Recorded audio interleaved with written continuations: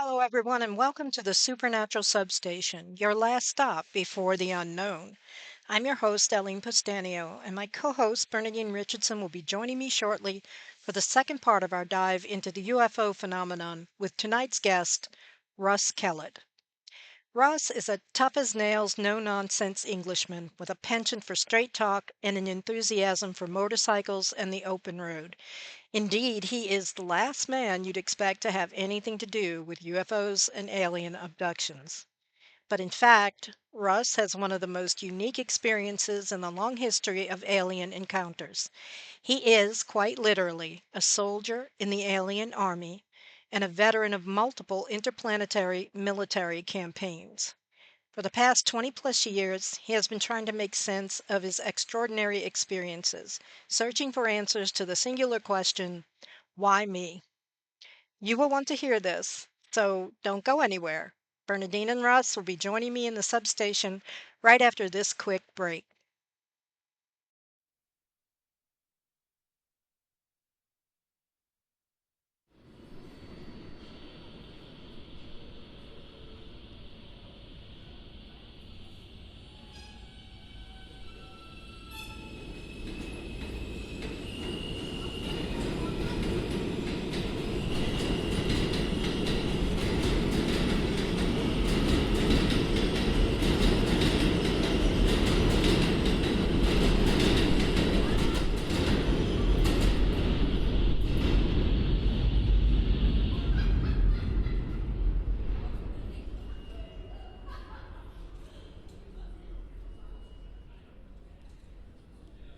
Welcome back, everybody, to the Supernatural Substation. And my co host, Bernadine, is joining me. How are you, Dean?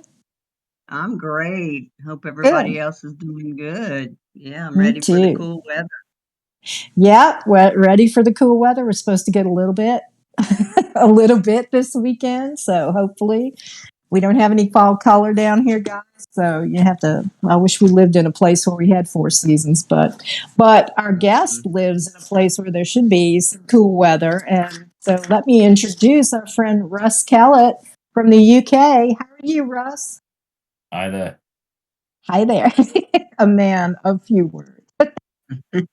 Wish I was in the UK. It's my favorite place in the entire world. So Really? yeah, I'm an Anglophile. No, not lately. It's freezing. I don't think we've had a summer yet, to be quite honest. I'm still waiting for the summer. Really? Where are Oh, you? no, Because yeah. they had everybody believing that it's like the end of the world temperatures or something over there. Everybody was running around in shorts and t-shirts for a little while. Is that? Really? Yeah. I've got to turn my fire off. I don't know what. Yeah, I mean, I can't tell centigrade, but I would. I was, like what do you call it? Convert it on my phone, and it was like 75 degrees, and they were freaking out. And I'm like, that's cool over here, but I don't know. In England, it's different because it's just the humidity and everything is entirely different. I can remember that. The problem is, it's like anything else. I'm watching television, sort of like after news and there's weather. And the weather that they're talking about where I live doesn't reflect what the weather is where Mm-hmm. I'm actually sat there and they're talking about that area. And I'm thinking, wow, is it me or what? Because, like I can't honestly say that I've been that hot in the past 6 weeks, like the break up, like for school and they have 6 weeks holiday. Mm-hmm. And they've come back to school now on Monday. So the 6 weeks, the summer break's over. And Yeah. I'm thinking to myself, I've been out on my bike and I've been doing jobs and I had to come in because it's been raining most of the time. Mm-hmm. And sort of like it has been warm, but I mean, it's like they're talking about this global warming. Well, bring it on. I'd love some, I'd be warm. It'd be great, sort of like turn the fire off and the electricity in house, so we don't use gas or electricity if you were nice and warm. But to be quite honest, we're not seeing it, or not Well, feeling it. No. And then I watched a YouTube video, and they were talking just about that. And apparently, they take the temperature at Heathrow Airport. Yeah. Like they use the gauge that is out in the middle of all the asphalt and the cement and everything, and then they freak out because it's hot. It's got Well, you got there's aircraft with all yeah, that fuel, jets going through. aviation fuel on board. These big, Exactly. sort of like craft flying around, jet engines. If it were cold there, I'd be very surprised. Well, they use that to freak everybody out and to say, oh my God, it's global warming, because I don't think y'all's weather has changed very much. And the first time that I went to England, and I didn't even go in the north, I was just down by London, and it was August, and I was in a coat. I mean, granted, I'm from a warm climate. I'm from New Orleans, but it was cold. A rain set in for like half of our visit, and I was in a coat. I don't know what they're talking about there. It's insane. They're Well, worried I about don't know that. either. I've no idea, like I say, because I think it's for 6 weeks. I can honestly say about 4 of those weeks would have been raining. Mm-hmm. Maybe 3 weeks raining, and 3, like warm, hot, and what have you. But Mm-hmm. sort of like global warming. I just wonder where it is.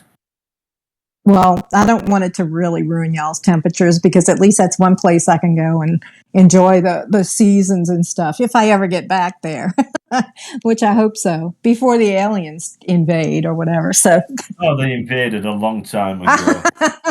what a segue! How we were segueing into the UFOs. Well, let's catch up with you, because you had some incredible experiences. We've had you on in the past when we were on the United Public Radio Network, and you had some extraordinary experiences to relate. And if you can just catch us up on what's been going on with that. I know we spoke a little off mic about how it can get a little overbearing, Yeah. just living with that. But so what's going on with that? I mean, you have a really unique experience. It's different than most people who have encountered aliens. So what's up with that?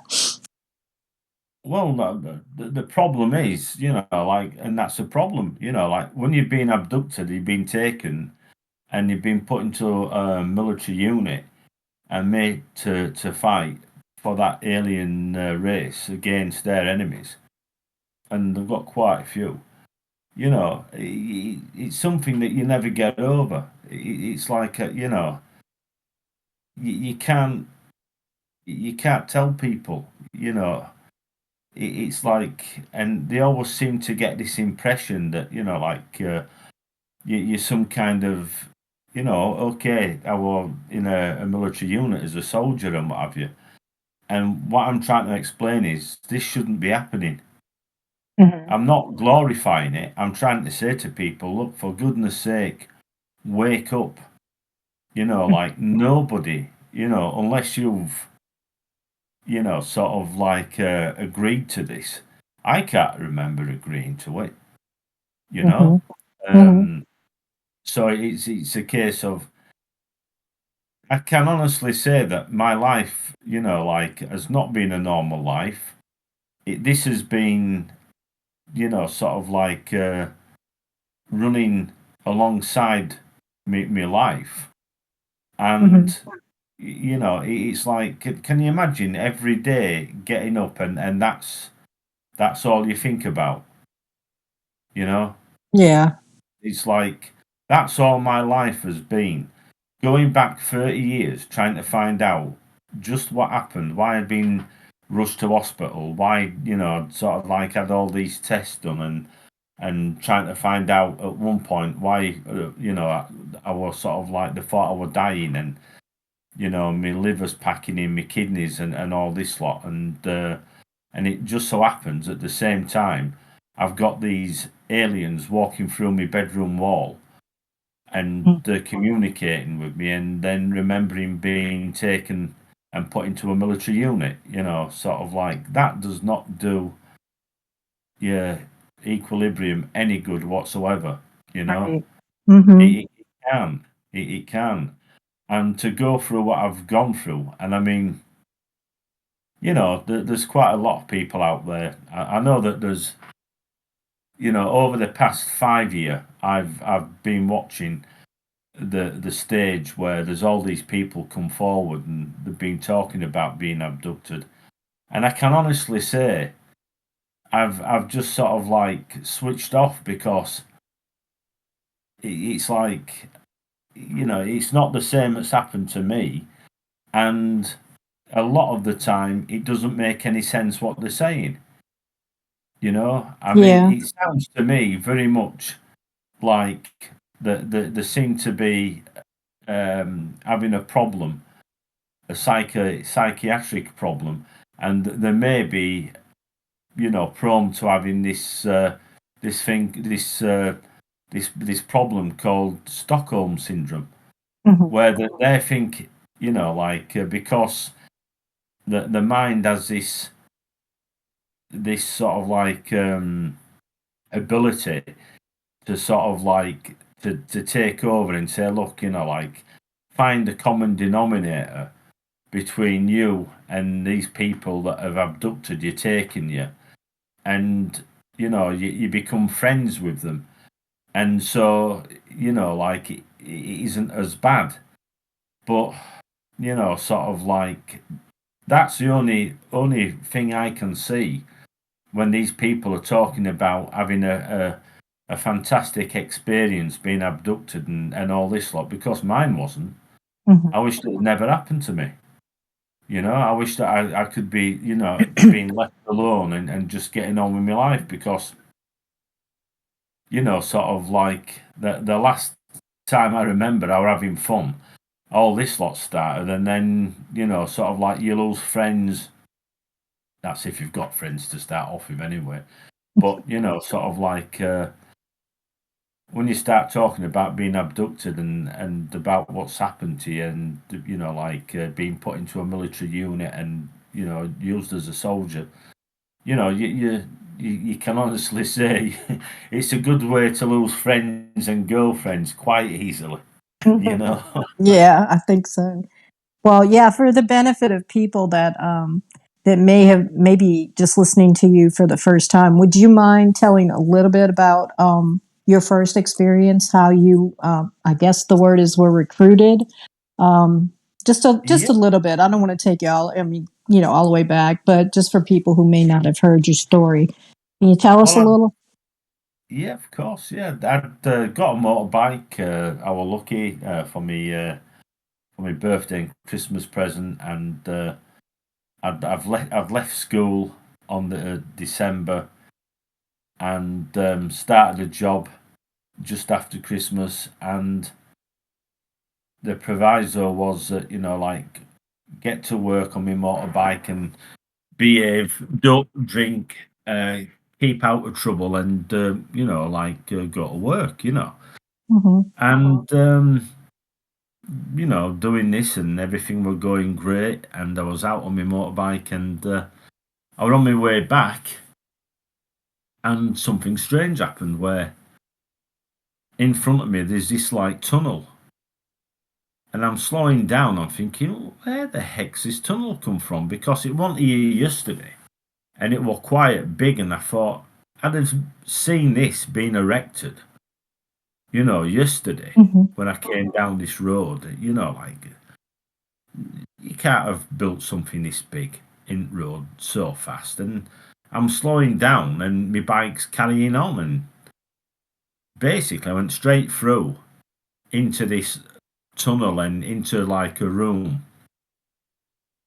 And then the next thing, I'm sat down in this like chair, like a dentist chair, and I can see all these shadows all around me. And I'm looking around, I'm thinking, where am I? What's going on? You know. And then I'm looking up because there's movement up in sort of like above me. And I realised that the things that are moving are like shadows of these tall creatures. And I'm talking tall, you know, like 10, 15 foot tall. Mm. And then I've had my head shoved forward and an injection at the back of my neck. And this thing put on my head like an helmet. And then as they were putting the helmet on, at the same time there was a tube. And they shoved that into my mouth, down my throat. Well, hell, I was choking and just not, sort of like happy about it whatsoever, Mm-hmm. And they're saying, don't worry. And I'm thinking, don't worry. Yeah, that's a good one, don't worry. And anyway, it's like, so all this is going on. And I looked up and I looked at his face, and I can only say it looked like, the is it the French Dracula, Nosferatu, Mhm. and like pointed ears and eyes and sort of like a long nose and you've heard of Nosferatu, haven't you? Yeah, yeah, yeah. So and so I've got these like I call them monsters. Originally, my God, monsters, and I'm thinking, I don't know what I thought, to be honest. I think I thought I'd sort of like I were in hell. Sort of Mhm. like, Anyway, so Did you think you died and went to hell? I mean, that is yeah, kinda like it, yeah. yeah, I thought, what the?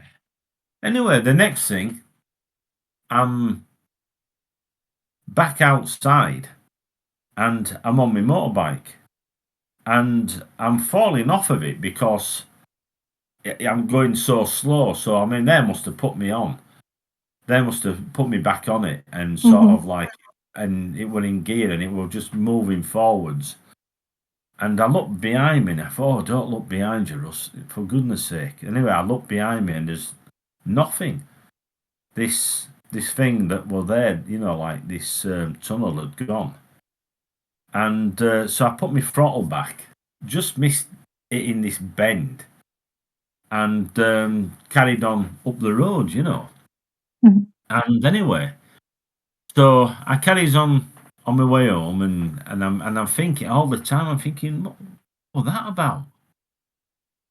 Just what I happened then? guess. Yeah. I'm just trying to.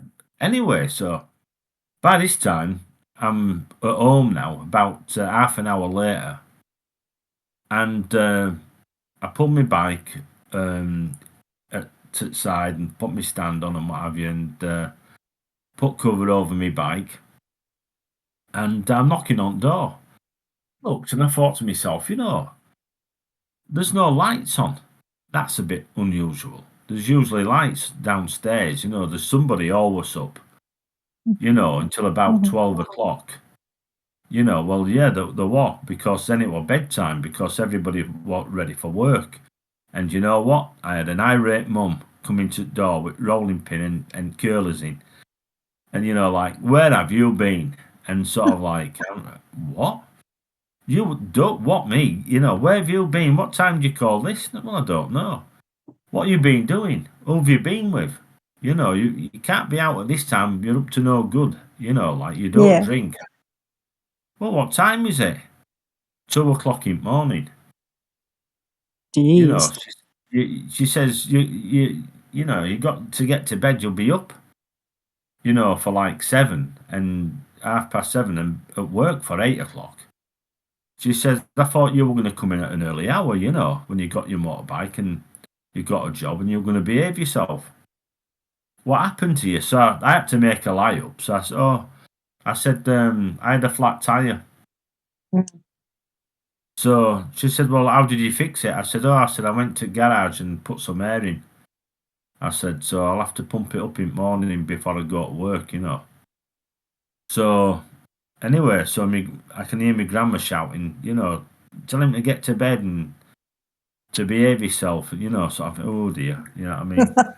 So anyway, so I goes in and I gets a sort of like shove and a kick up my backside from my mum. Go on, she says, get to bed. So anyway, it's like, sort of like, how can you tell your mum? Like my dad went into Arthur C. Clarke, and he read books and stuff about Bermuda Triangle and UFOs, and I was going to ask him, and I thought, you know what, best not to, not straight away. You know what I mean? Yeah. So now the thing is, this was an area about 5 miles from where I lived, but it's a nice area. And I started hanging around at a place, which, to be quite honest, we're just down this back lane where this, this what do you call it, had originally been, I can't really call it a craft. You know what I mean? Like a tunnel. You know what I mean? Yeah. So at the bottom of this road, like where this tunnel was it was a road called Altar Lane, and it went up to a place called Druid's Altar. Mm. Now later on, I started doing a lot of martial arts training and stuff, and I'd noticed one day, I thought, oh, there's some big rocks up there, and so I went on my motorbike, and I was meditating on these rocks. And I remember one of my friends was I had this thing called the mind machine, and what it did is it was supposed to be good for performance and stuff in training and getting your health sorted out and stuff. And it were like tones, sounds, and it had these goggles, and these goggles lit up inside and flashed to the tones, the sound of these tones, Uh-huh. and you could put a tape in back then, because like self hypnosis tapes and what have you. Right. So I was sat listening to these meditation tapes and stuff with these goggles, these glasses on, up on this thing, this big rock called Druid's Altar. And I never thought much of it until years later when my mate turned around. He says, "That's a good one, Russ." He says, "You're up there," he says, "where druids used to perform rituals and what have you." And he says, "You sat on a sacrificial sort of like stone there," he said, "where they've probably slaughtered God knows how many people over years." You know what I mean? Sort of Right. thing. Like sacrificing them. And sort of like, good choice, mate. Good choice. He says, and you've been abducted and you've seen these things. I wonder why. You know? Yeah. Probably got a point there. You know what I mean? And I looked into there are a lot of stories from around that area because Romans had a big fortress around there. So, what area of England is this? Like, where is it? Right, this is a place called Bingley, And and there were like there's a river that goes through, and when I'd looked, like I say, I think there was a lost legion. I don't know if it was a ninth legion, Roman legion, set mm. off from there on the way up to Scotland, and it never turned up. And I'm So, thinking, so Bingley is like in the north, the center, west, east, like it's closer. classed the Bingley actually is it's West Yorkshire, but it's just Oh, okay, it's actually it's nearly North Yorkshire because it's next to a place called Skipton, okay. Keighley and Skipton. Mhm. So anyway, so the thing is, when all this lot started happening and sort of like I started seeing UFO, I'd started seeing UFOs when I was a kid. When I was about 14, 15, there were Mhm. about 30 of us playing some. It's similar to a game called hide and seek, and we were all playing this game hide and seek down the street where we lived in school holidays. And I saw this object in the sky, and it were like red and white, red and white, red and white, all the way around, like segments of an orange, you know. Mm-hmm. So there'd be one red, one white, one red, all the way around.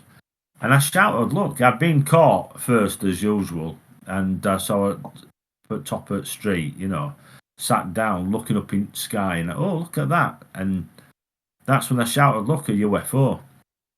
And everybody else, you could hear them shouting, shut up, Russ, you know, you're trying to put us off.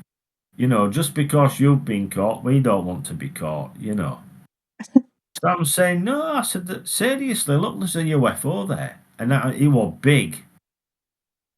And they And I couldn't see it? remember, pardon? They couldn't see it? Oh, hell yeah. Oh. But everybody were hiding, playing hide and seek, you see. So Mm-hmm. one by one, everybody's head started popping up and looking over fences and gates and behind garages and trees and fences and stuff. So that's when the game more or less stopped. Yeah, I Because guess. everybody come out of the position, give the position away. Mm-hmm. And they're saying, oh, yeah, you're right. Look, there is a UFO. And it's not, I mean, you could see, I mean, one of the lads said, oh, and his girlfriend, and she always used to stick up for him because it was his girlfriend. Oh, yes. Oh, yes, you're right. Of course. No, it's not a UFO. Anyway, well, what is it then? And oh, well, it could be a balloon, a not air balloon. Well, no, well, there'd be a basket. Look how low down it is, for goodness sake. You'd see a basket underneath it, wouldn't you? You know. Can you see a basket? Oh, well, no. Yeah, exactly. So it's not a not air balloon, is it? You know, sort of. Anyway, so I think there are about 3 people that said out of about 15. Three people said her and a boyfriend and his mate, you know, like what 3 had said no, it ain't a UFO. And, you know, sort of like 12 of us said, yeah, it is. So, yeah, it was a UFO. There's no doubt anyway, we all sort of like started chasing and running after it. You know, sort of like I was first to see it, and everybody's running around now like headless chickens, and sort of like I'm thinking, oh well, I'll run as well and see where it's going to. And by the time I'd got across this road, these cars were coming up and down. By the time I'd got across the road and what have you, and where's it gone? They said, oh, it's gone into a cloud, you know. Mm. So, so that was the first big. I mean, that was a multiple sighting, you know, with multiple witnesses. 15 people, and that was just us playing. And then, Well, there were sort of like parents that came out and saw it, you know, putting washing out and looking up and going, oh, yeah, you know, like. Did they believe you? Did you tell your folks and stuff? Yeah, of course, yeah. The folks were seeing stuff as well, you know, Oh. like my sister were out in garden once when I saw something, a big silver ball, you know, or like a what do you call it, like a ball bearing, you know. Mm-hmm. And she went and told my mum. My mum came out and where is it? And I said, oh, it's gone. My mum says, oh, she said, just you wait until you get it. She said, I've got better things to do than mess about. She said, I would, you know, so we're doing something, you know, like what women do, you know, like cleaning or cooking or something in house. Yeah, at that time. But So you calling her out to look at a ball bearing in the sky. Yeah, I don't think she would take that too well unless it was no, there. she's like she says, just I think I remember that sometimes she used to hit me with dog lead. You Mm-hmm. know, sort of like, you know, because it was just long enough to catch me if I were getting away from her. But yeah, but no, she'd seen something. My dad had seen something. My sister had seen quite a few things with me. You know, my sister Yeah. were up. I know my sister says, I hope they're not going to abduct me as well, Russ. And I says, well, I don't know. So then the abduction happens, or the first experience with through the tunnel-like entrance and being brought back, and then they had basically recruited you, at that time, and you really like you didn't know it at first, but No, I then you didn't. kind of No. then you kind of knew the job, got the job description right afterward. Well, it sort of like it took a while to. You see, the thing is, um, through all this, it's sort of like it might happen maybe 4 times in a year. It might Hmm. happen 6 times in a year, maybe more, where they take me, and it'd be always the same, always that same area. Although sometimes it did change, and the turned up at other places, and I'd gone missing. Right. But the thing what happened was that it was when I started being ill and sort of like when I started talking about them walking through my bedroom wall and stuff, and I'd been rushed into hospital and what have you, and Right. that they didn't know, sort of like a brain scan and what have you, and I lost about 6 stone in Mhm. about 2 months, and nobody knew it were me. Sort of like could do losing 6 stone now, like, but sort of like my health just deteriorated, and sort of like, and I realised that there was something going on, and obviously talking about these things coming through my wall and what have you, and taking me and what have you, you know. Yeah. And that's when a friend of mine, he turned around and says, "Look, Russ, like you've told us before about when you've been on your motorbike and you'd gone missing, and sort of like then you remembered, sort of like these putting you into this unit, and we had all these amazing technology, Hmm. these suits, helmets, weapons, and then basically going through this gateway, and there were like two balls, like like the crystal balls what you use in fortune telling. Hmm. Well, these things had come up out of the ground on these like pillars, and you could see them getting generated from the pillars, and then the pillars went down back through the ground, and these things were hovering, and we put our hands over the top of these, and we just take off Hmm. Yeah. within seconds. We were at a location. When we had his helmets on, the locator tell us, where we were going, and then it tell you that we'd arrived at this location and how many enemy.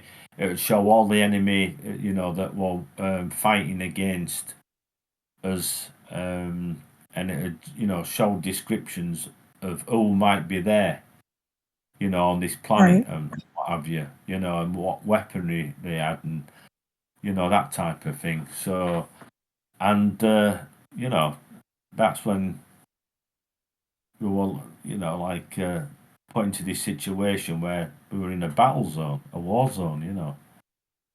and not good whatsoever, not frightening, And you know. so it was interplanetary. Oh hell I yeah! mean, But a lot off. of the time on this in this on this planet as well, a lot of what Yeah.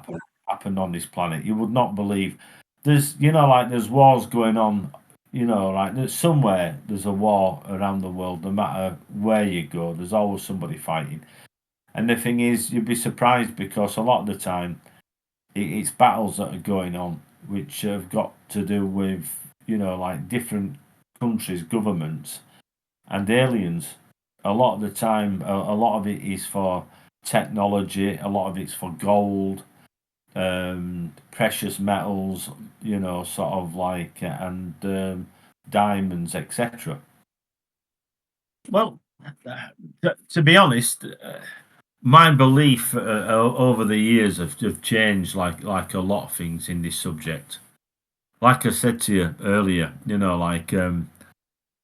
I made a decision to sort of get me a bike back on the road and just to get the hell out of here and sort of like I spent too many times listening to too many people talking about people disagreeing, talking about things that they've never come across. Most of the people never come across a UFO, never been abducted, and I just thought to myself, you know something, I can do without this. You know, sort of like I miss Hmm. being on my bike.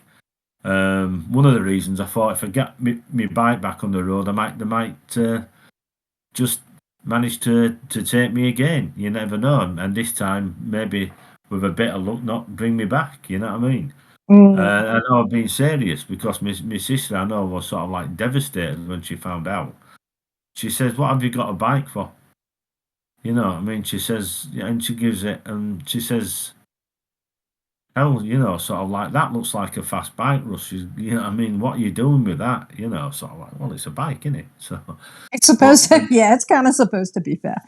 I don't like them, and I kind of know what she feels, but you guys can handle them. she was devastated though because I said, you know, like they might take me, and she goes, well, what? She said, and I said, yeah, this time I said they might not bring me back. You know what I mean? So she says, what do you mean to say? You know what I mean? You won't bother if you didn't come back, and you think, oh, so that Hmm. upset her a lot. You know what I mean? I must admit that upset because there's only me and her left now. You know what I mean? As a family. Yeah, So yeah, you I know, can see. I should have really thought about. Could have like chose my words a bit better than saying that, I suppose. But I Hmm. just sort of like so I'm watching television. Well, I used to watch television. I used to watch these programs about UFOs and I'm just so bored with it all because I'm sick of sort of like people making millions and telling, like, oh, this person, he's a real super soldier, oh, he's been in the army and all this lot. And then all of a sudden you find out that, like, just talking a pack of lies Yeah. and sort of like, but putting other people before, you can put anybody you want before me. I ain't bothered anymore. Like I say, as So, long as I've got my motorbike and I'm off, I'm out, and that's all I'm bothered about. You so know what I mean?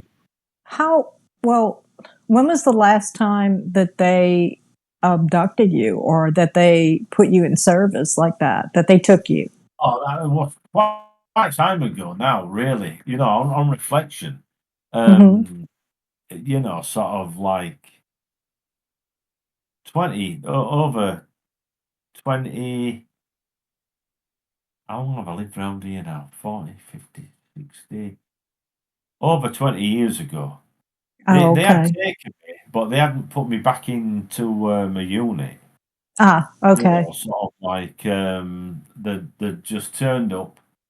They tweaked one or two things in my eyes and my ears, and my nose and what have you. Because when they turned up, I always seem to have a problem the next day with one of my ears. I'm supposed to go see about. Um, well, I won't go into it, but a Hmm. problem with my ear leaking, and it's not stopped for 4 years, and it's a bad thing I've been told. So something to do with my brain. So that's a bit of a worry. But every time they came around, they'd mess about, and I'd have a pain in my right ear, my nose, and my throat, and my eyes. And I remembered that they'd taken the implants out of me my eyes and my ears and my nose. Hmm. Sort of like I remembered that, and that was about. I think my mum had just passed away, so it had been about 7, 8 years ago. Hmm. Sort of Do you, like do you think that they're done with you, or do you think well, there's something in the yeah, future? no, I think they're done with me. That's why they took the implants out and everything. I'm hoping so. But Hmm. having said that, part of me, like I don't know, because then I'm talking about people, sort of like been talking about thinking it's a great experience and all this lot, and thinking, oh, it sounds very much akin to the Stockholm syndrome. And I'm sounding every bit as bad, sort of like that. Oh, I hope Well, it turn I up. think you're sounding a little bit more like PTSD. I mean, they might be Stockholming, but you're like a little bit more, not necessarily traumatized, but you know what I mean. Like more of a like you don't want it to happen, and you're Yeah. done with it. If you're not traumatized by being taken from, sort of like a natural surrounding and put into Yeah. an alien surrounding, and made to fight, sort of like against an alien race and human races on this planet. And so if that doesn't do something to your head, there's Hmm. something wrong. You know what I Well, mean? right. And you're not traumatized where you're like petrified with fear, but I understand it would be Not so traumatizing far more off. so than being on the team. Not so far off. Believe me. You know what I mean?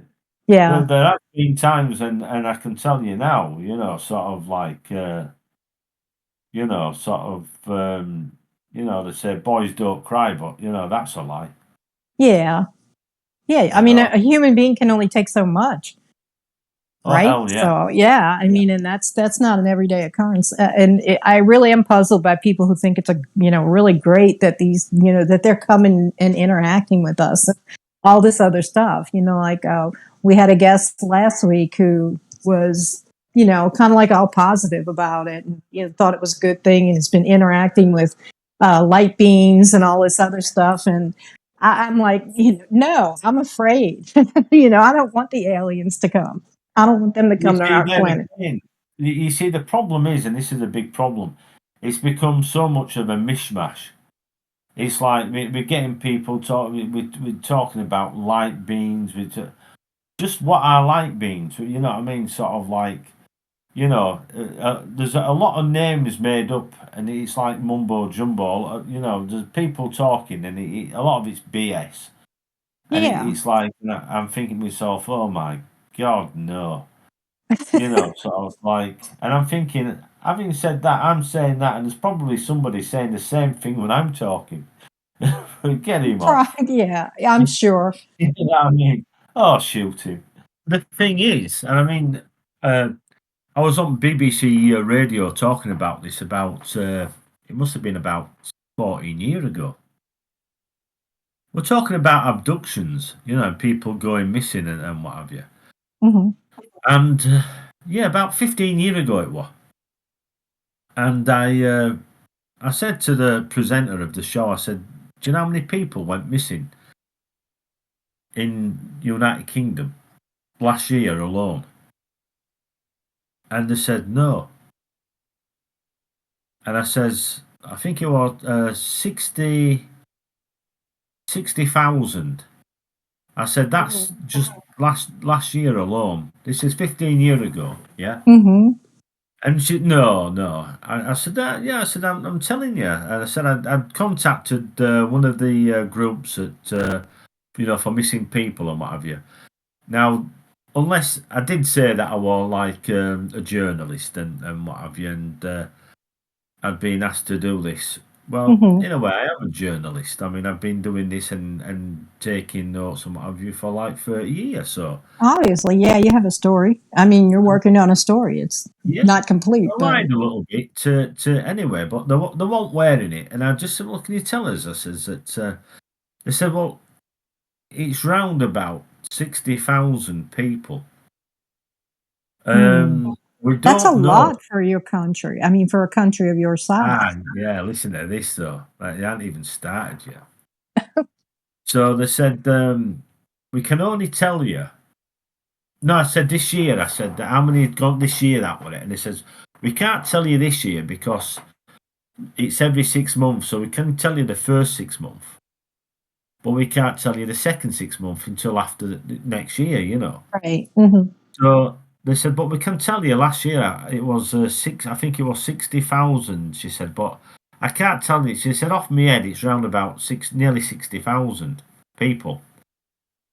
So Anyway, wait, so that's let me ask you this. That's happening, like you're talking people just literally disappearing off the face of the earth. Like just like we're happy over here in America, and probably over there you've heard of it, I know. We have the missing 411 that David Politis is documenting disappearances in our national parks, and and people just literally like just disappearing. But interesting things like, for example, them hearing like people looking for, and then suddenly they say, well, they remember that they heard like a snapping sound, like something closing, like like you would close a car door, or they'd hear this trap sound, like a trap is closing, and then they're gone. And so you're experiencing that then too in Britain.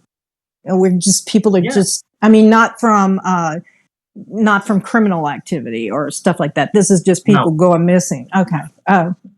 Now, what the presenter said was, oh, well, look, 60, that's a lot. So she said something, and I could make sense what she was saying.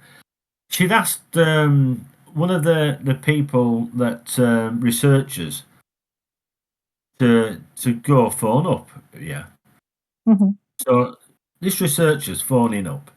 I'm still talking to her, and she said to me, she said, look, she says, it could be a case of people want to be left alone, and they want to, some of it can be criminal activity. Some people might just want to move. I said, yeah, but if you move and you haven't got a job, you've got to sign on to get welfare. Right. To get food, you know what I mean? And I said, so somewhere along the line, they turn up again. Like to get the benefit, the entitlements, you see. Right. Mm-hmm. And she says, oh, I think it could be. So I said, so what you're saying is that most of the people then that's gone missing then, I says, the criminals, oh, well, she'd put a foot right in it, you see, by what she'd said. Mm-hmm. I didn't say that. I said, you said that people don't want to be found, and there might not be, sort of like there might be a criminal activity. I said, so you're saying that 60,000 people, almost all of these people then, could be criminally minded or like doing something that they shouldn't be. So this is why they've like gone off at face of earth and gone missing. That's impossible. So she's crying now because she's realised that what she said could be taken as like, ooh, that's, you can't say that. So she said, well, yeah, she says, I know what you're saying. I said, no, she said, and they come back the next day anyway, all these people that you go missing. No, they don't. And I said, no, because you can't be a missing person and come back tomorrow. Right. No, you've got to have been missing to be registered as a missing person. Right. You've got to be missing, I think it was something like 48 hours. So you've got to be missing before they start looking they look for you after 48 hours, and unless it's children, somebody very young, a baby, a child, or somebody infirm, somebody elderly, and then they'll go looking straight away if somebody's like gone missing. And so anyway, she said, oh, she says, oh, I've got some news for you. She said, you're wrong. She said, it wasn't 60,000. I said, really? And I said, well, that's from what I understood. I said, when I spoke to them. And she said it was 66,000. And I said, yeah. I said, even more. Now. I said, yeah. I said, well, but I says, when I asked, I says, that's some time ago now. I said, so, I said, they've probably got better statistics. I said, because it's been a year later than when I phoned. Right. So, I says, well, and so then she said, well, I don't know. She said, I don't know whether that's made things worse, she said. Because I said, yeah, 66. I said, yeah, it's going on for 70 then, isn't it? Well, I mean, the whole idea that they could all be criminals, I mean, just think of that. That's impossible. What kind of a crime rate would Britain have if there was like, Oh, these hell, yeah, like a 66,000 civil people war, wouldn't are it? criminals, right? I mean, yeah, I mean, you can't even like, ratio that to, No, obviously no. you'd be awash in crime. People would be dead in Like the a civil war, streets. wouldn't it? That's like an If never. army. Yeah. I mean, 66,000 people. No, I mean, yeah, some of them are, may have gone into the forest in the cave, died, killed themselves. Some of them may have, but not that many people, No, which is the no. same. And then to have the same experience pretty much everywhere. I mean, at least in, the northern hemisphere, there are people disappearing all the time Yeah. and Well, the thing is, disappearing, literally gone. the, Never. the thing is, I've kept abreast on this Hmm. over the years, and what I've found is quite astounding, really, and that is the same amount of people go missing in every country around the world. Hmm. So, in different countries, you'll It's get the almost like a same amount. quota. It's like a Yeah, quota. it's a Uh-huh. quota, yeah. And the thing is, it goes up. The quota goes up. So now, you know what the quota is for missing people each year? Have a guess. No, I can't. Y'all are in such turmoil over there with all that stuff. How many people? This is the A same in hundred America. thousand. It's got to be over 100,000. Try this, right? Yeah, 189,000 That's insane. That's a insane. year. A year. There is That, something wrong. There is yeah. something so wrong going on, right? Yeah, and nobody is that interested. Well, there's one little thing like on one of these 411 episodes, because I listen to them and it's like it's got to be something either supernatural or extraterrestrial going on here, or Yeah, time slips. Okay, but there was this one that stuck in my mind, and I'm not going to say the whole story, but basically the guy was totally experienced in backpacking and hiking in the wild. yeah, He apparently he and some of the group he was with, two other guys. There were three of them, but they also had a pack mule. And at some point along one of the steeper trails, they lost some of their stuff. Like it went over the side when they saved the mule, but some of their stuff went over, like sleeping bags and stuff. This guy yeah, had a cache just a little further up this same path, just a little bit of a dog leg. He said it would take him a day to get there and back and bring back the stuff that, from the cache that they needed. And yeah, they never saw the guy again. Okay. This guy was looked for. It was, I think it was in Wyoming it might have been in Wyoming. Anyway, this guy was so experienced, was so looked for. They had dogs. They had two whole counties. They had, assistance from the FBI and all this other stuff. And they looked everywhere. And where they found his body, they had previously found like a thermos, an empty thermos and a cup near or in view of some houses where there were like farm. There was a ranch. yeah, And they found that weird. But then later, the guy that owned the ranch, and to get to the ranches, there's this big road, there's fenced in, there's cattle, there's these houses and barns. It's right there, like literally on the slope of a hill. You could sit there and just look down at it and walk to it. yeah, And they come back they were putting up fencing to further out their field. And the guy's father-in-law, I think it was the guy who owned the farm, found the guy's remains sitting like right there with his backpack. And this was where they had previously found his thermos. So it was like he was sitting within full view of civilization, and he died there. And the thing that it creeped me out so much, because the idea, the only explanation is that he wasn't in this world. He was not in this reality. He was in another reality where those houses and the farm and the fences, none of that was there. Because what do you think of that? I mean, is that like when in an abduction type situation, is it like an alternate reality to our own?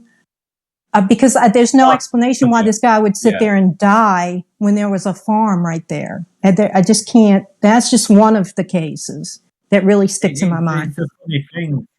It's a funny thing because you're neither here or there.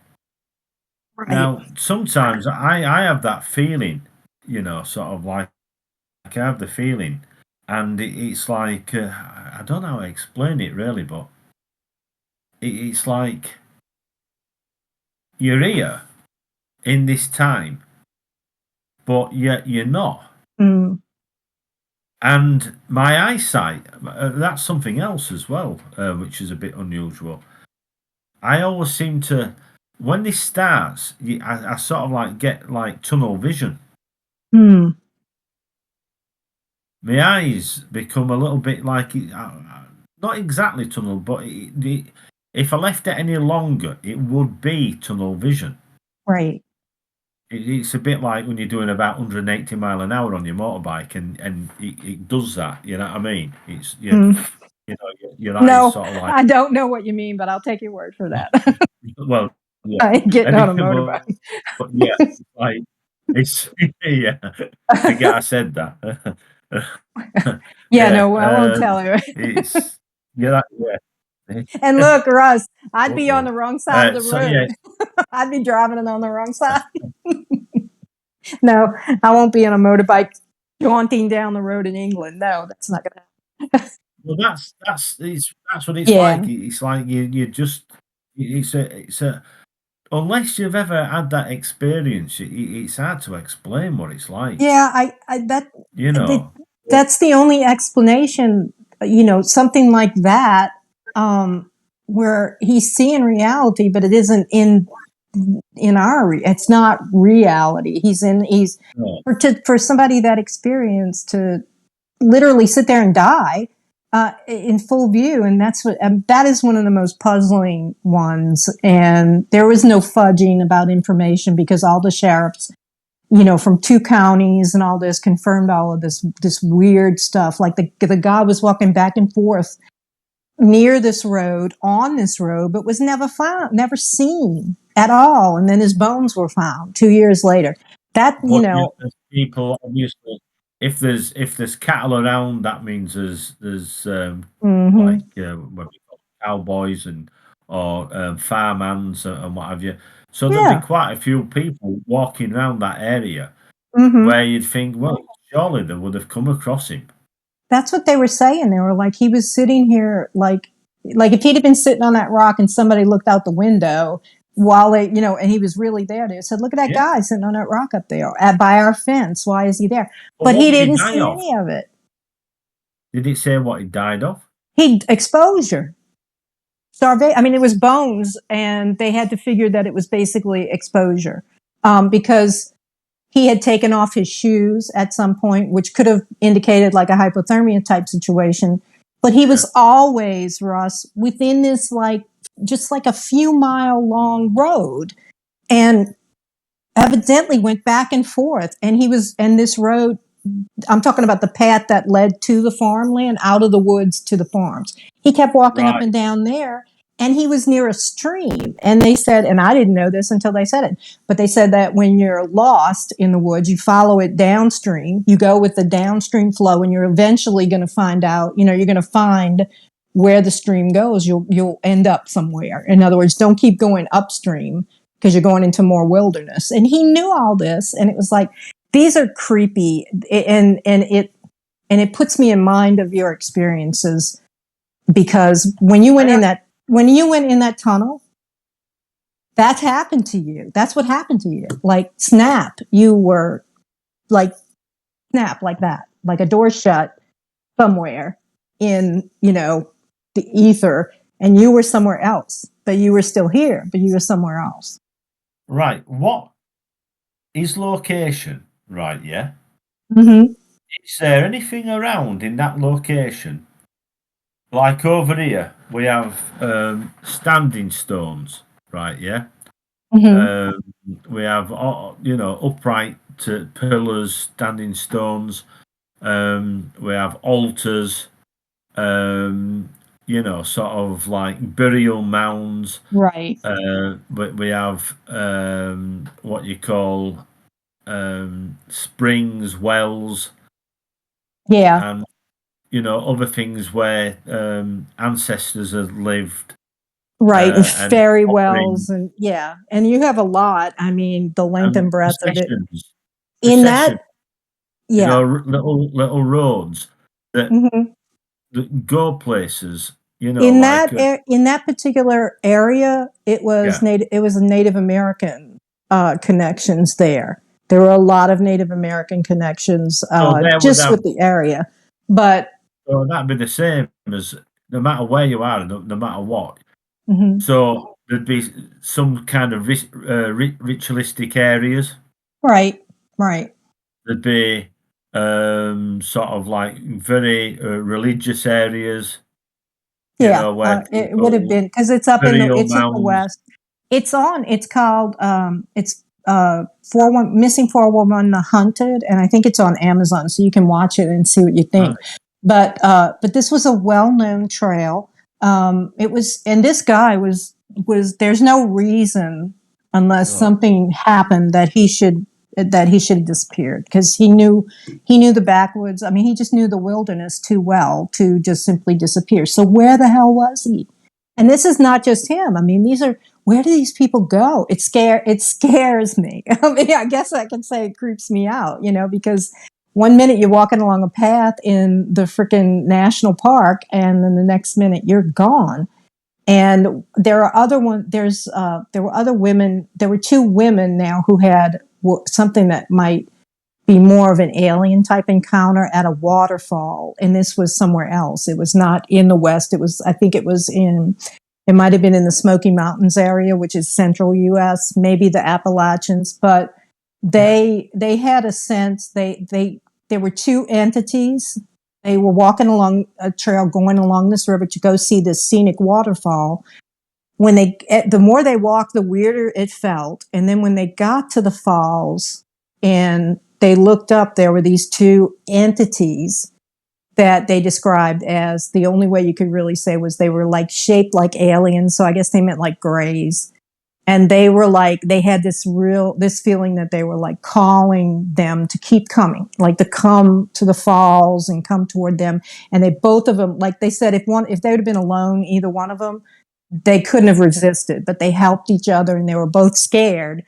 So they didn't go up to the falls, and they think probably it saved their life because it's in an area where a lot of disappearances take place. So then you've got, water again, but the only way they could describe them were aliens. So, I mean, with that many people disappearing off the face of the earth like that, that just doesn't happen. I mean, it does, but it's like, I never remember my entire life. Do you remember that when you were coming up? Dean, I don't know. I mean, it was just like, people don't just disappear. The Bermuda Triangle. Yeah, there was places like that. But I mean, we went to, like, if you go to a national park, and you're walking around, and I ain't going in there now. well, you just said something again, which is a bit strange, which I keep on coming across. Hmm. And I was telling you, like we have like these processions, these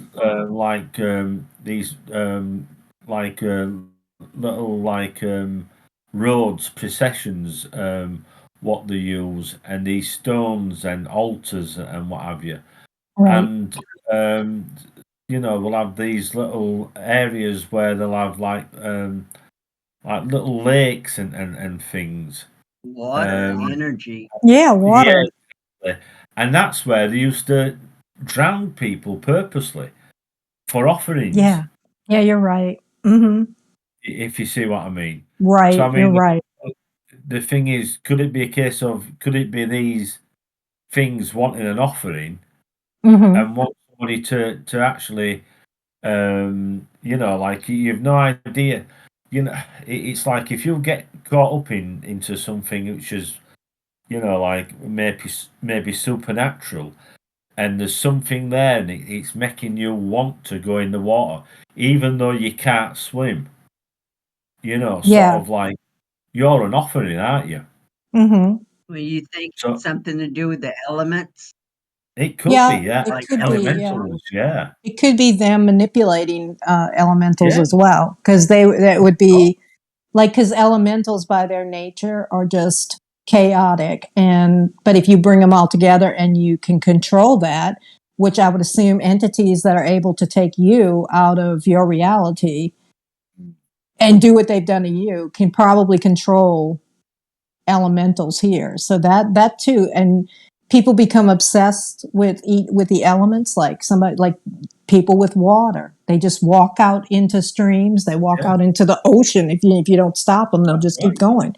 And that's when they get, yeah. And so they may be able to manipulate the natural forces of our earth. And That's right. and so that means they've been doing this forever. I mean, they've been doing this since prehistoric times. Um, I'd been investigating a case which is 50 years old this year, called the Berwick Mountains, Mm-hmm. and in a place called, like I say, North Wales, Llandrafflo, and near Lake Bala, another mystical lake where there were a lake monster in called Tigid. Mm. And the funny thing is, it's like the last time. I mean, my girlfriend, my ex-girlfriend, I should say. She wasn't Welsh as such, but she lived in Wales, and you know, we were going around these villages, sort of like where this UFO landed and crash landed, and you know something, I've never felt as, when you're not supposed to be somewhere, Mm-hmm. you know, you're like you're just not welcome whatsoever. Mm-hmm. It was like, I mean, I've been to places in Wales, and there's some nice people, made us very welcome. Some didn't. Some didn't. In fact, there were Yeah. some that, was quite blatantly racist against English people. And I had this very, very funny feeling that if I weren't careful, I might not be making it home. Mm-hmm. Yeah. And I didn't say anything to my girlfriend at the time. But, sort of like I thought to myself, something. I was going to pop over I think it was a couple of weeks ago, and I had a problem with me, what do you call it, my petrol pump on my motorbike give up the ghost. So I was going to pop over, and so anyway, I had to get this petrol pump sorted out. So I didn't bother going over, sort of like, and Mm-hmm. as it happened, a friend had taken poorly, who introduced me to this case and what have you. He nearly died and what have you, and there were a lot going on. And I had this strange feeling, and I've never had it.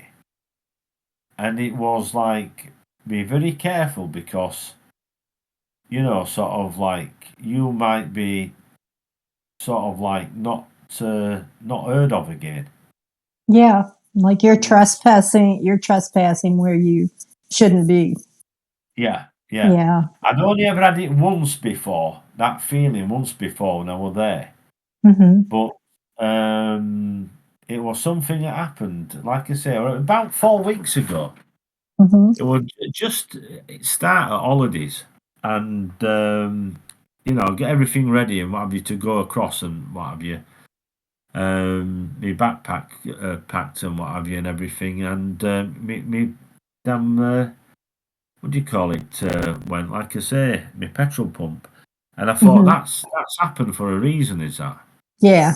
That is. Well, what is the case that you're investigating and looking into?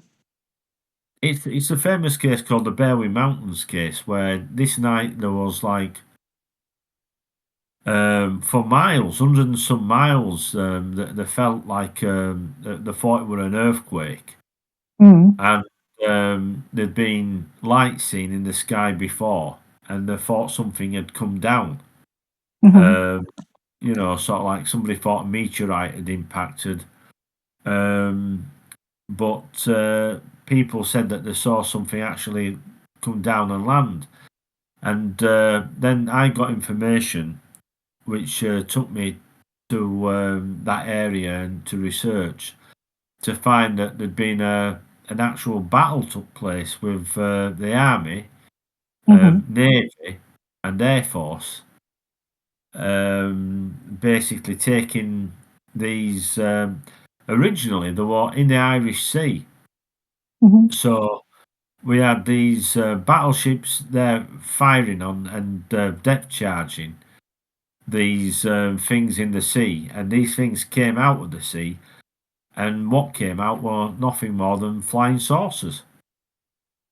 So I when the believe it. flying saucers came out of the sea, they had a new aircraft called the what do you call it now? Harrier jump jet, and these Mm. things could hover. So these things could be just hovering there and waiting for them coming out of the sea, and hovering, waiting for them coming over, mountain range and then open fire.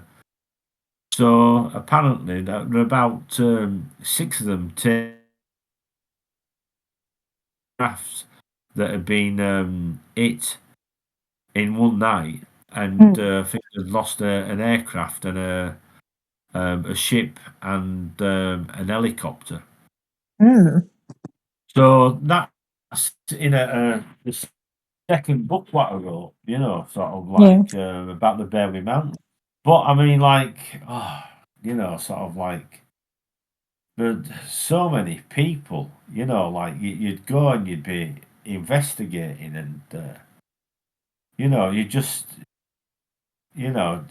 seem to get, you'd walk away, you'd investigate, you'd been there a couple of hours and maybe half a day, and you'd walk away, and then somebody would tell you, oh, well, somebody can tell you, they've got something that's important, and then sort of like, can you come back? And well, you just can't. You can only do so much.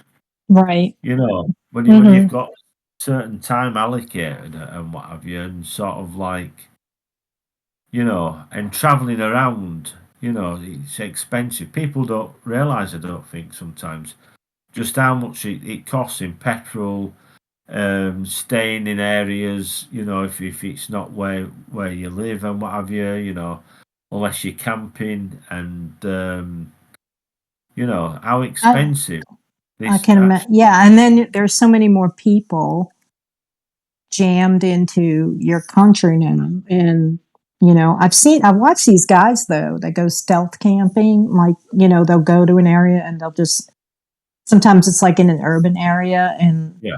and all that, and I really fear for them. Yeah, I really do when they're close to any of these cities. Because it's just not. I mean, I'm just afraid that somebody's going to do them something because there's so much changed over there. But I guess you wouldn't be camping around that area um, while you're doing your investigation. Well, where the UFO came down, to me. Yeah, yeah. Oh hell yeah! Oh, This is it. Yeah.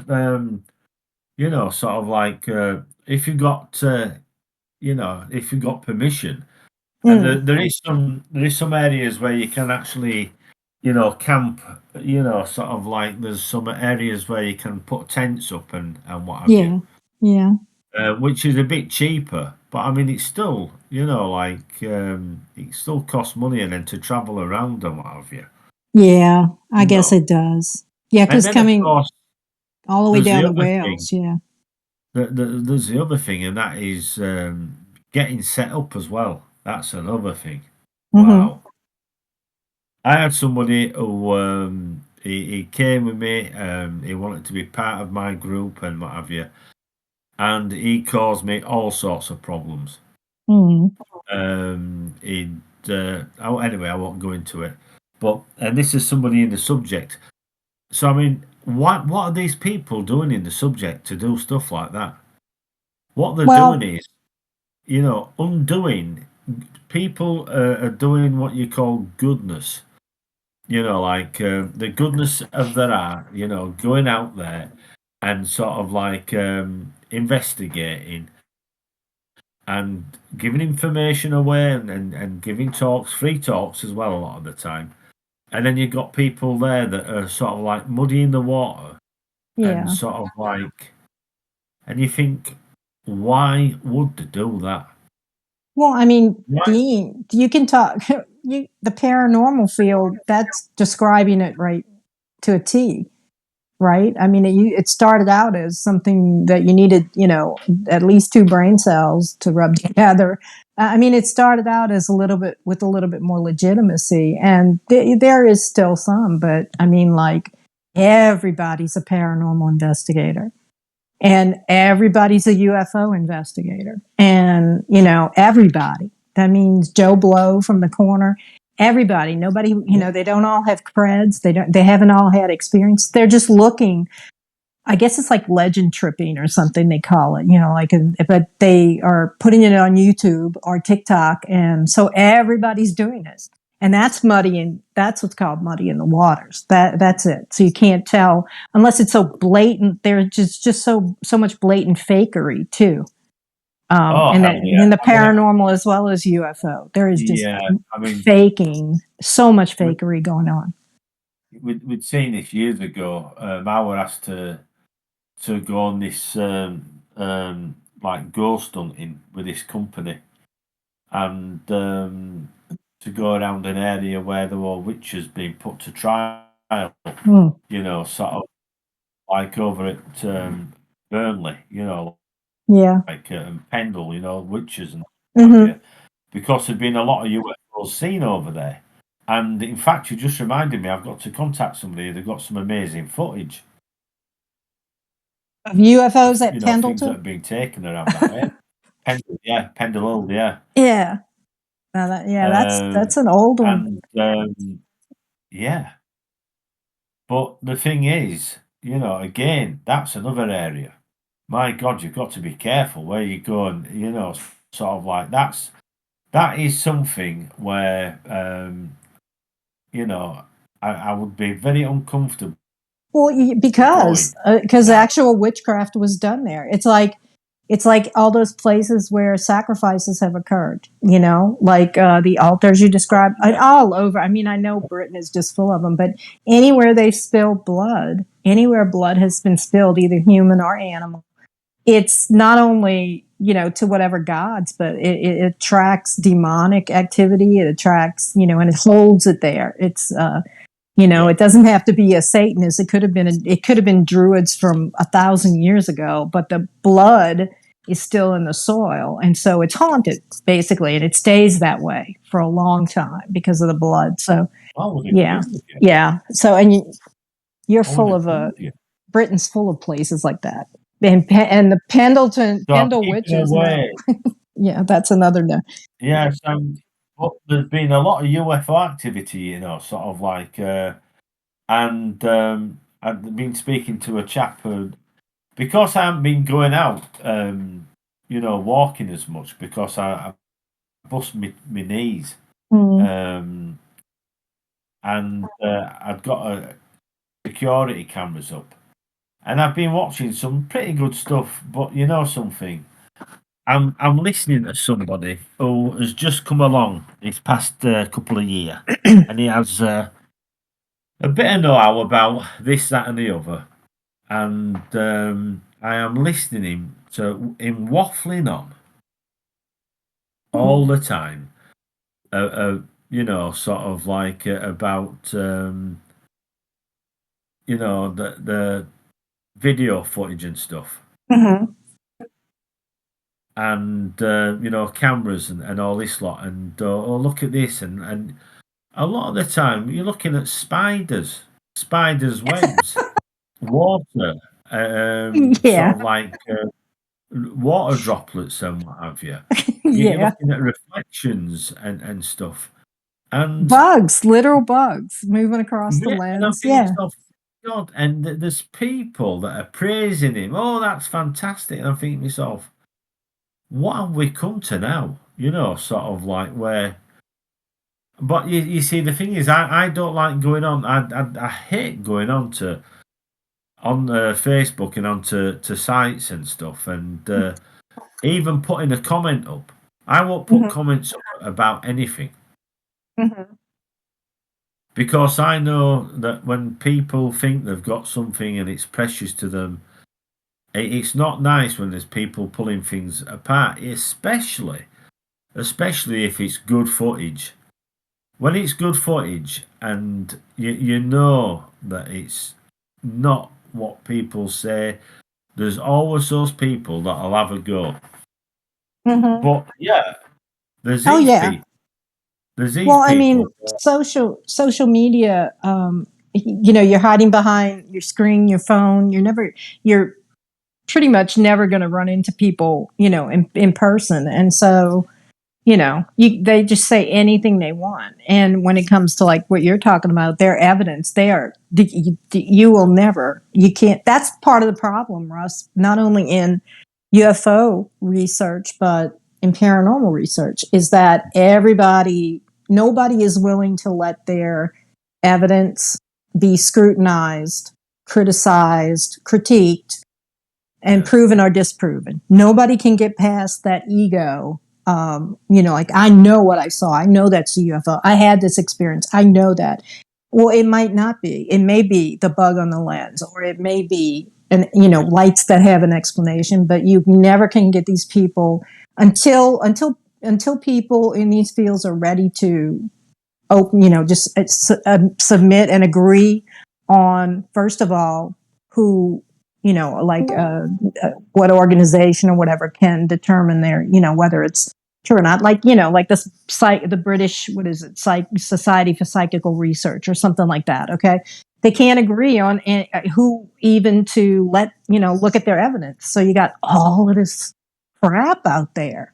Well, it's like I look at like the video clips, like scary video clips, and it's like by the end of it, it's like I'll never get that 10 minutes back. It's like, or the 20 minutes of watching TikTok fakery, in every video, TikTok fakery, every video. And I'm like, God, I'm going to want that 13 minutes back sometime at the end of my life, watching this crap. But, what you going to do? I would agree with you. Yeah, I would. This is why now I've got two new cameras and what have you, video cameras. Really lightweight things to go out again now. Now it's getting, like summer's been over 4 or 5 days. You know what I mean? Sort of like, and God, I don't know. So now we're talking about winter. Now it'll be Christmas next, but it's like I'm enjoying that now. Where I go out and I sit down and I'm wanting to start filming again. Sort of like. You should So get a YouTube. Do you have a YouTube channel? You should get a YouTube channel. I've had a YouTube channel for years. Yeah. Oh, okay. All right. Well, I probably knew that and probably forgot. So my apologies. Yeah. But look, I've I see forgotten. these guys. Look, I go haven't put stealth anything up for a camping. while. Yeah, you go stealth camping with your bike, and you do your investigating now. Because you could just. I mean, once you get your bike all fixed up, just start developing your channel and putting the trouble then though is that people steal your stuff. They steal your evidence and stuff. You get on YouTube. Well, the thing is, my evidence has been there. It's been up for years, and sort of like I've had people in the subject, right? Yeah, that were supposed to be pushing the subject on, right? Yeah, actually turn around and tell somebody in the Yorkshire television that my video footage was nothing more than an hang glider. Yeah. And I could not believe, especially when they wanted to sell my video footage in their magazine. Yeah. And sort of like, and I've been too soft over the years. I've been too soft with people. I really have. Well, I yeah. never thought in a million years I would come across the people that I've come across. And this is people that you genuinely think that are friends, and you think that they're in the subject, that there's Mhm. camaraderie and what have you, and at the end of the day, there isn't. No, because It's now they can make money. unbelievable. Now they can make money off of just, your average Joe can just make money uh, off of just putting stuff up on YouTube. It's amazing how much money some of these people are making, and they don't care about stealing other people's stuff. And they will do you wrong. And that happens in the paranormal field. And look, that happens with books, because just today I discovered a whole bunch of places that are selling my books, and I'm getting nothing from it. So now I have to talk to a lawyer to figure out how to get them, to stop. And so it's terrible. It's social media, I think, has ruined society, in a way. I think it was ruined before social media. That's Well, the you're problem. right. You're right about that. But at least there was some, like, I don't know, some people had scruples that might have stopped them. But, they can get online, be anonymous, steal your stuff, and make money off of it, So, and then you can, but it's a pain in the ass to copyright everything, every little piece, like every little video footage you have, register it, copyright it. That starts costing you money, and Oh, hell when yeah. it starts costing you too much money between doing it and, then protecting it. It's like, why are you doing it at all? So, you can be a hobbyist, I guess, and get the satisfaction out of it. But even then, they'll steal your stuff. It's just ridiculous. It's wrong.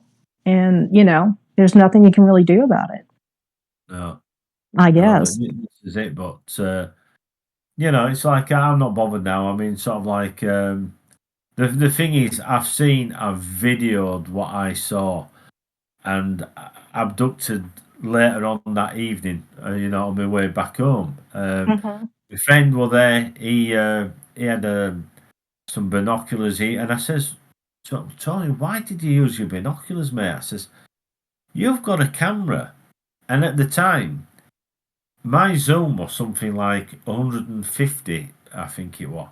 Mm-hmm. His zoom on his camera was 400, right? Oh, Yeah, times yeah. 400, and that wasn't digital. That was optical. So I said, Mm-hmm. my God, I says the image that you could have had if you'd Yeah. have used your camera. My God, sort of like, I mean, the image when I filmed it, people call it the flying man, Mm-hmm. or the ejector seat, and sort of like someone say, "Oh, look, it's an ejector seat," sort of like, well, why is it flying? Yeah. Yeah. Sort of like, and then it turns, and then it looks like a triangle, and then when you look at it, you just cannot describe what it is. But the thing is, it was different when it went overhead. When it first went Yeah. over the head, and my friend were watching, and I got my video camera out of the car and started filming, only for about 10 seconds, because it was so fast, Mm-hmm. and then it looked like it was landing. It looked like it was crash landing. Yeah.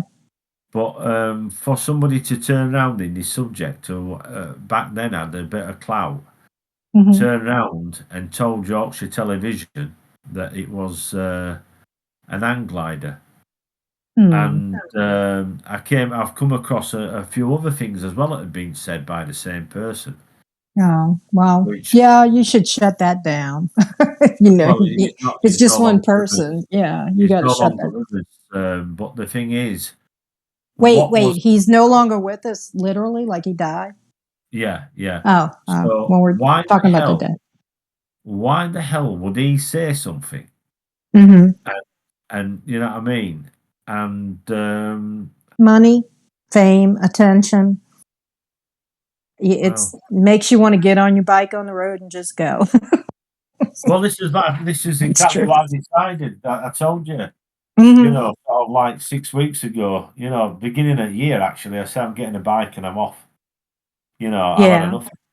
that's You know what I good. mean? Sort of like, we've got two little cameras, battery pack and what have you, charger, um, and I'm going to go out and film a bit more and what have you. But like someone said to me, Russ, like, what you're filming for, you've caught some of the best footage. You know what I mean? Yeah. It's on YouTube. If you look on the Russ Kellett Flying Saucer Television on my YouTube, Hmm. uh, I've got a lot of my shows are on there, and a lot of video footage is up there, and what have you. A lot of people are saying, why are you bothered, Russ? Why after 30 years, why are you bothered? Why are you still bothered? Hmm. Well, because it's a record of what happened to you. And, everybody wants to leave something behind. Yeah. And hopefully you're wrong that they'll show up and take you again and you'll never come back. But nevertheless, it's like it's yours. It's your material and it's your story that you're putting on there. So We'd like to thank our amazing guest, and we hope you enjoyed tonight's show. If you have, please give us a like and a share, and please consider subscribing to our channel. We'll be back soon with another great guest. And as always, thanks for listening, and good night.